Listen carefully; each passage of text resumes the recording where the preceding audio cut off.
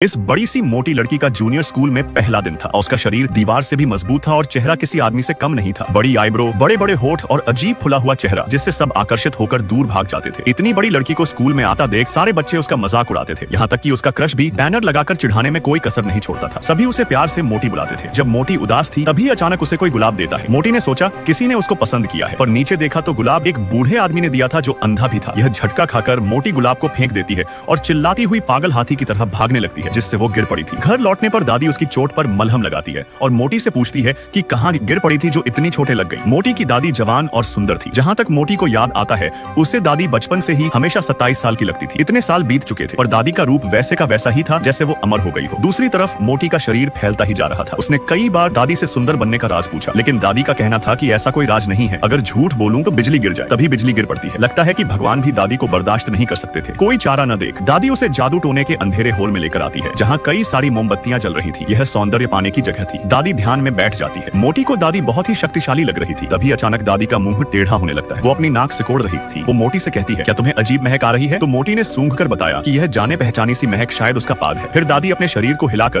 काले जादू के मंत्र पढ़ने लगी थी। यह देख मोटी खुश होकर पूछने लगती है कि कौन सी परी आने वाली है, पर दादी का कहना था कि ठंड से उसने बस जमाई ली थी। तभी दादी मोटी को शांत रहकर ध्यान देने के लिए कहती है। मोटी हामी भरकर दादी के मंत्रों को ध्यान से सुन रही थी। तभी मंत्र खत्म होते ही दादी के मुंह से एक कान खजूरा निकलता है और सीधा मोटी के मुंह में चला जाता है, जिसके अगले पल ही दादी जवान से बुढ़ी हो गई थी। यह देख मोटी इतनी ज्यादा डर जाती है कि वो घर से बाहर भाग निकली थी और तूफान में चीखती हुई वो किसी चीज से टकरा जाती है। जब उसने सिर उठाया तो सामने सफेद कपड़ों में एक सुंदर स्त्री दिखाई दे रही थी। उस सुंदरी ने एक क्रीम की बोतल निकाली और मोटी को लगाने को कह रही थी। इस लगाते ही तुम भी मेरी तरह जवान और खूबसूरत बन जाओगी। यह सुनते ही मोटी की खुशी का कोई ठिकाना नहीं था और जब सुंदरी जाने लगती है तो मोटी जोर जोर से चिल्लाने लगी थी। पता चला कि मोटी एक होर्डिंग बोर्ड से चिपकी हुई थी जिसमें उसे सुंदरी की तस्वीर थी। तभी दादी भी पीछे से आ जाती है और मोटी की टपली बजाकर उसको होश में लाती है। बेचारी दादी मोटी को सुंदर बनाने के चक्कर में खुद भी बुढ़िया बन गई थी।